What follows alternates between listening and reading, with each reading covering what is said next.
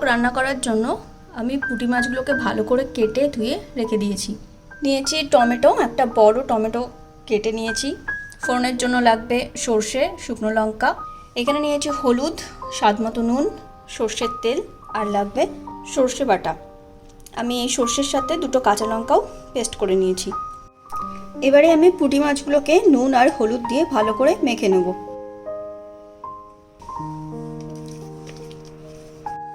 মাছগুলোকে আমি সুন্দর করে নুন আর হলুদ দিয়ে মেখে নিয়েছি। আমি গ্যাসটাকে অন করে কড়াইটা গরম করে নিয়েছি। এবারে কড়াইয়ের মধ্যে আমি পরিমাণ মতো সর্ষের তেল দিয়ে দেবো মাছগুলোকে ভালো করে ভাজার জন্য। তেলটা আমার গরম হয়ে গেছে।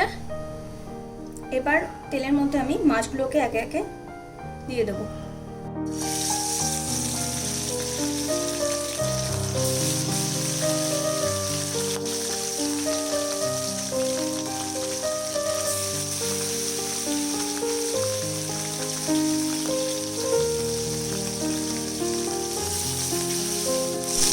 এবারে মাছগুলোকে আমি উল্টে নেব।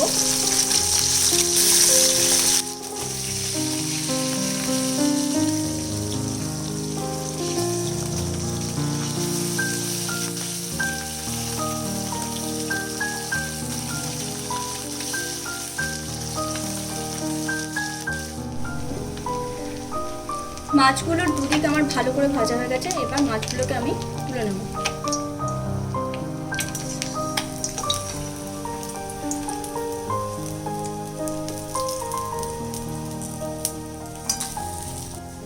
এভাবে আমি বাকি মাছগুলোকেও ভেজে নেব। আমি সব মাছগুলোকে লাল লাল করে ভেজে নিয়েছি। দিয়ে দিচ্ছি গোটা সর্ষে,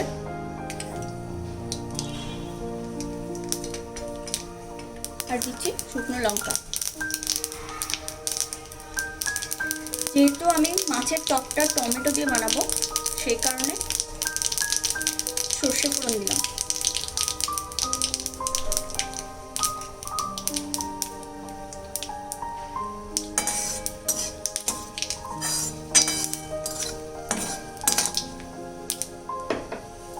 আর এই টকটা যেহেতু টমেটোর উপরেই বেস করে হবে, সেই কারণে টমেটোটা একটু বেশি লাগবে।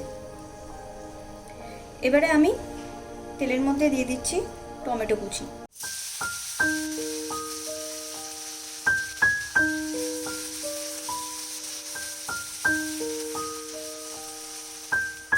টমেটোগুলোকে বেশি ভাজবো না, শুধুমাত্র তেলের মধ্যে সাঁতলে নেব।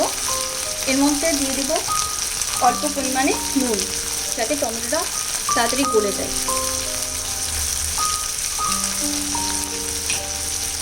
মাছে যেহেতু নুন দিয়ে ভাজা আছে, তো নুনটা টেস্ট অনুযায়ী দিতে হবে। এবারে ভালো করে একটু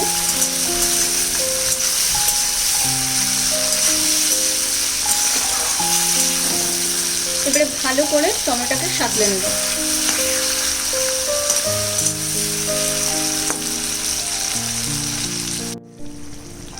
আমি এই টমেটোর মধ্যে আগে থেকে পেস্ট করে রাখা সর্ষের পেস্টটা দিয়ে দিয়েছি। আর যেহেতু এটা টক হবে মাছের, সেই কারণে একটু ঝোলটা বেশি হবে। এবারে এর মধ্যে অ্যাড করছি অল্প করে জল। ভালো করে মিশিয়ে নেব।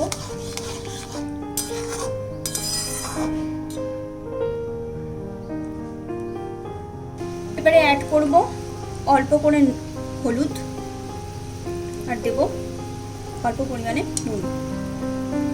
ভালো করে মিশিয়ে নেব।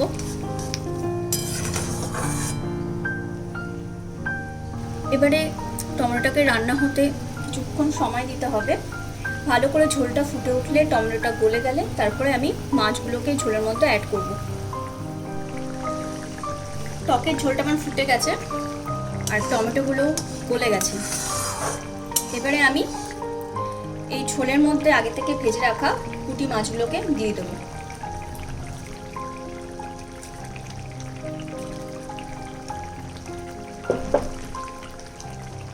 ভালো করে মাছগুলোকে ঝোলের সাথে মিশিয়ে নেব।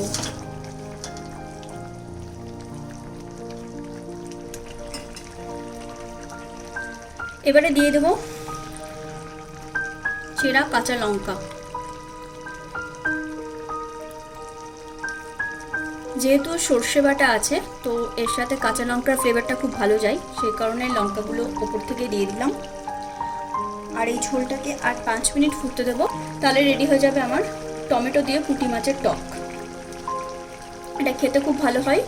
আর এই মাছের টকের ঝোলটা খুব একটা পাতলাও হবে না, আবার খুব ঘনও হবে না।